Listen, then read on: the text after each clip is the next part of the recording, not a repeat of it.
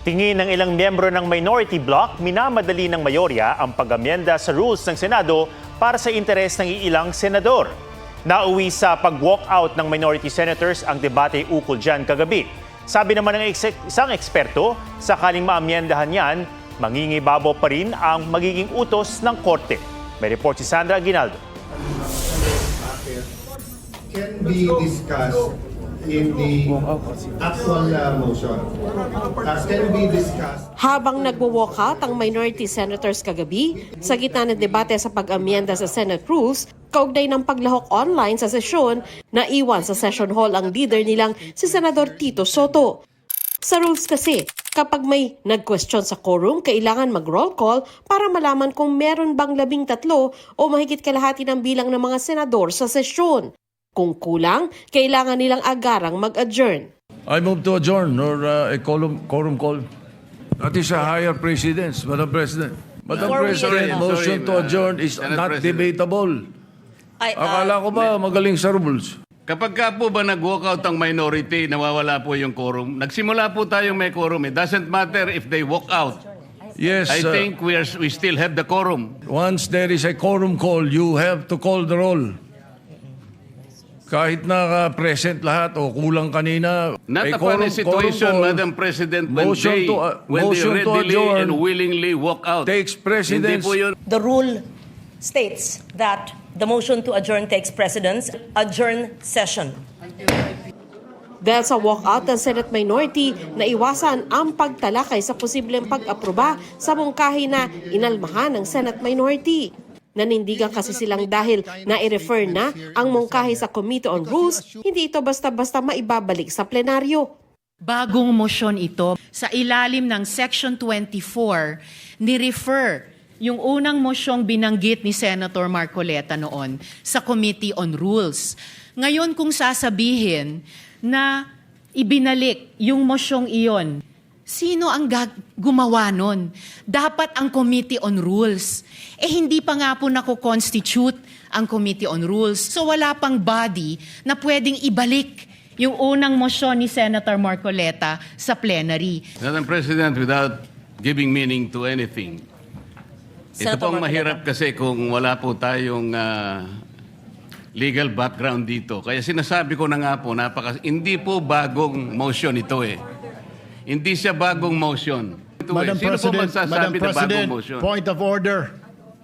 Ad hominem. Sinasabi ko lamang po, ang sinasabi ko lang, kanina ko po sinasabi, hindi po tama yun, Section 130 kasama niya ay walang kinalaman, walang alam sa batas. Sinuspindi ang sesyon pero nagpatuloy ang mainit na debate hanggang sa nauwi sa walkout. Can be discussed in the Tingin ng ilang minority senators, minamadali ng mayorya ang pag-amyenda sa rules para sa interes ng iilang senador. Alam naman namin na ito ay para doon kay Bato, ito ay para doon sa dalawang mahuhuli ng mga senador na may lalabasan ng warrant para maka-attend pa rin sa session habang nasa kulungan sila or wherever, pagkatapos pwedeng bumoto. Tanong naman ni Senadora Amy Marcos. Nung panahon naman na may nakakulong o hinuhuli sa kanila, pagkaalala ko, Senator De Lima at saka Senator Trillanes, nag-motion rin naman sila na mag-remote voting. Bakit ngayon may remote participation? Nagtataka ako ngayon kung bakit tutol na tutol sila dyan. Opo, nag-file ang ilan sa amin ng resolution para payagan siya.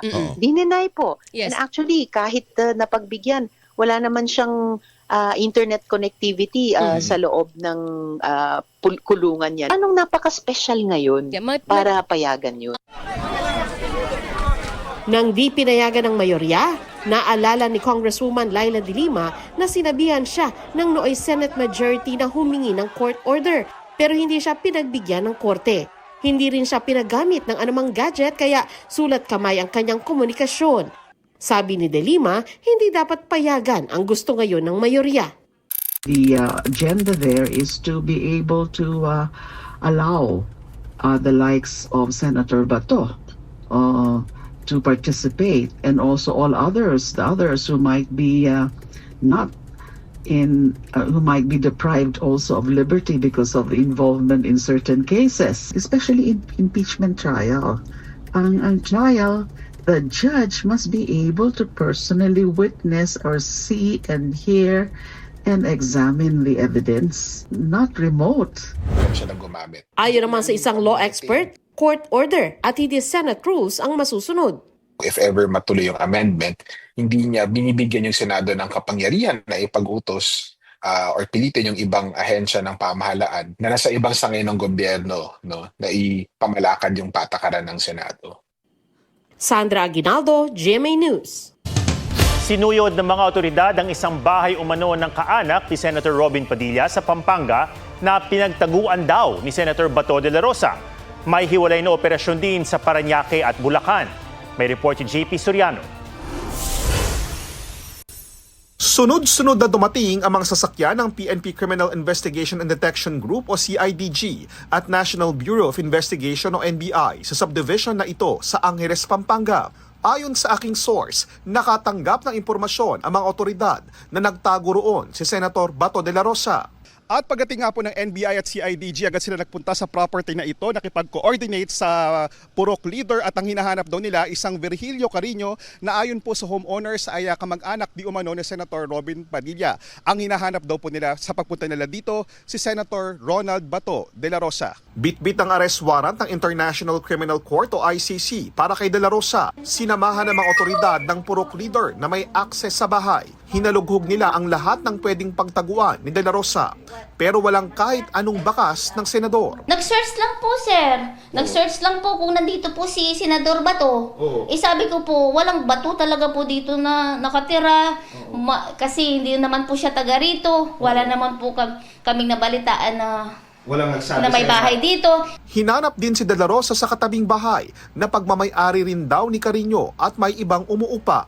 Tapos pagbukas ko, sabi ko, anong meron? Tapos yun nga, hinahanap nila si Senador Bato. Sabi ko ba, malay ko rin. Pagmamay-ari rin umano ni Carino ang itim na pick-up na namataan umano sa Senado noong araw na umalis si De La Rosa. Parang kamag-anak ko yata ni Senador Robin Padilla yung pinuntahan niyo pong isa sa mga bahay. Tama po yun dahil dun po sa identification ng mga sasakyan na lumabas po na yung sasakyan ay present po during dun po sa time na nawala po si Senator Bato de la Rosa. Kasabay ng operasyon sa Pampanga, nagsagawa rin ng operasyon sa Parañaque at Bulacan. Meron po talagang mga identified areas na according to mga reports sa amin na nandun doon si Senator Bato. Wala pa naman po talagang nag-positive doon sa mga lugar natin pinuntahan. Sinusubukan pang makuha ang pahayag ni Senador Padilla at Carino. Sa isang post, humingi ng pasensya ang misis ni De La Rosa sa mga kaibigan, kamag-anak o kakilala na baka raw sunod na pasukin at sabihan na hindi na kailangan ng search warrant. Samantala, iniutos na ng Firearms and Explosives Office ng pulisya ang pagbawi sa lisensya ni De La Rosa na magmay-ari at magdala ng mga armas.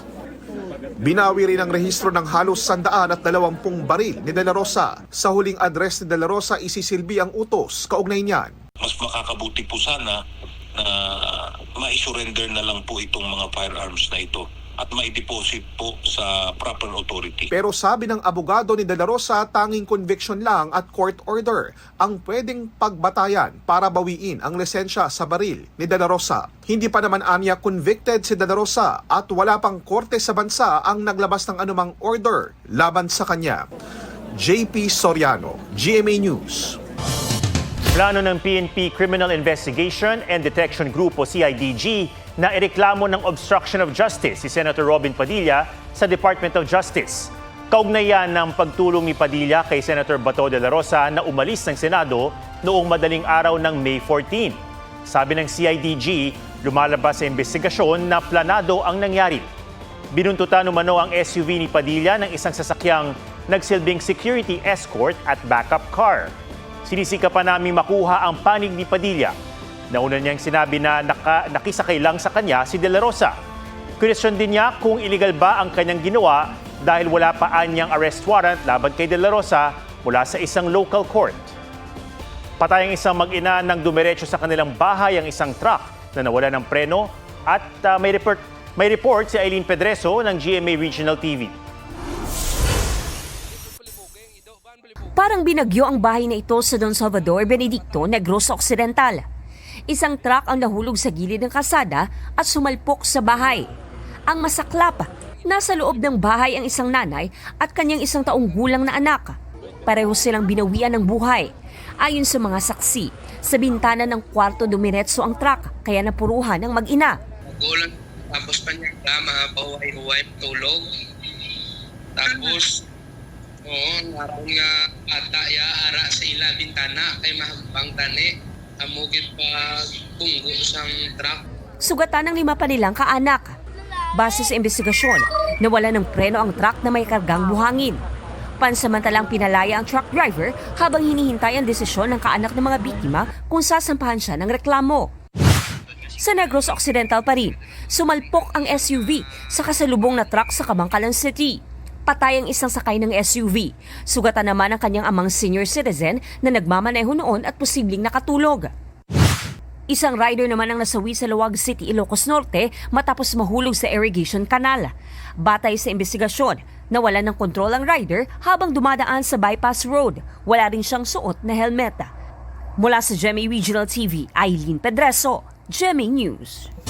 Itinanggi ni Senator Cheese Escudero ang mga aligasyon sa kanya kaugnay ng umano'y kickback niya sa maanumalyang flood control projects.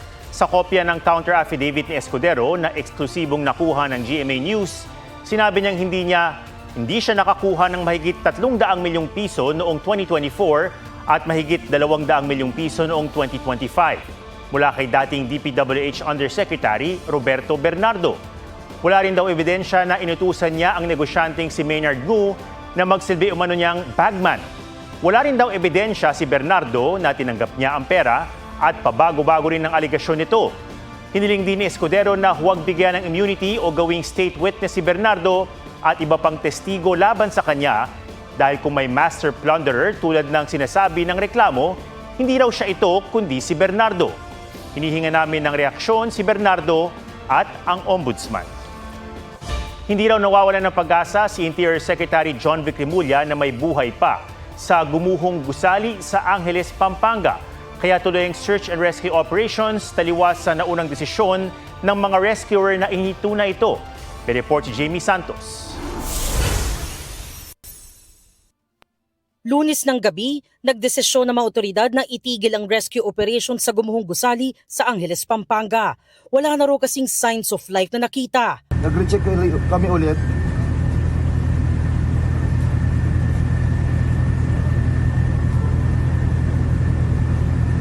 Totally wala na nagawa. Pagkatapos po nito, so nag-decide na ako na no life detected. Kinausap ko na po ang K9 na i-confirm nyo na po mabuti. Pero sa pagbisita ni Interior Secretary John Vic Remulla ngayong araw, di pa po tayo nakawalan ng pag-asa na may buhay pa sa loob. Posible pa anyang may survivor sa 16 na hanggang ngayon ay pinaghahanap. There have been instances kasi na 2 weeks after nakahanap pa rin, katulad sa nangyari sa Baguio. So for me, I would rather consider it a search and rescue. Tiniyak din ni Remulla na hindi matatakasan ng may-ari ng kumpanyang Golden Years Construction and Steelwork Corporation ang pananagutan nito. Hihilingin daw ng DILG sa DOJ na maglabas ng whole departure order laban sa may-ari. Sabi naman ni Acting Labor Secretary Francis Tolentino, posibleng maharap din sa paglabag sa Labor Code ang may-ari ng gusali. Ang pagkukulang dito ay hindi dapat nagkaroon ng tulugan doon sa construction site mismo. Dapat may barracks. Pangalawa, hindi dapat kasama yung pamilya.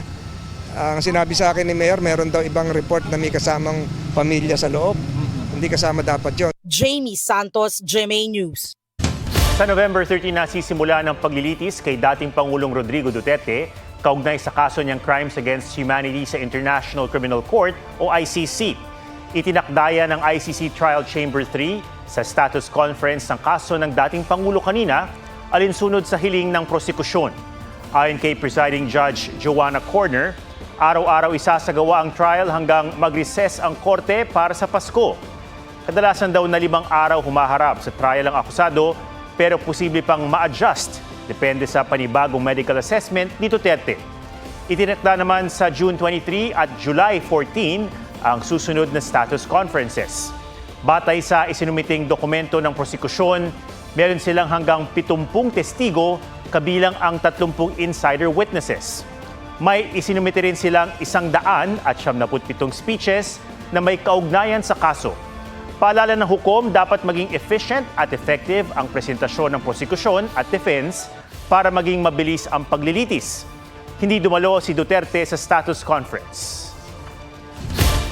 Pansamantalang itinigil ang pagpuputol ng puno sa Quirino Avenue sa Maynila para sa isang expressway project. Ayon kay DNR Acting Secretary Juan Miguel Cuna, pumayag ang project proponents na suspendihin ang tree cutting activity habang pinag-aaralan pa kung pwedeng hukayin at ilipat na lang ang ilan sa mga puno. Mahigit 600 puno ang may permit mula sa DNR na putulin. Sa ngayon, mahigit 200 na ang naputol. Sparkle artist Rere Madrid at basketball star na si Kai Soto kasal na. Ibinahagi ni Rere ang highlights ng kanilang intimate wedding sa Alfonso, Cavite. Nagpasalamat si Rere sa kani-kanilang pamilya. Spotted sa wedding ang kuya ni Rere na si Ruru Madrid at girlfriend niyang si Bianca Umali. Sparkle stands with Clea. Sabi ng Sparkle GMA Artist Center, walang puwang ang anumang banta kay Clea Pineda at patuloy nilang isusulong ang kaligtasan, dignidad at kabutihan para sa lahat. Pinuna noon ni Clea sa kanyang social media ang mga komento ng ilang netizen sa kanya patungkol sa sexual violence at harassment, kaugnay ng role sa pinagbibidahang pelikula. Bea Alonzo balik taping para sa upcoming Kapuso political thriller na Whispers from Heaven.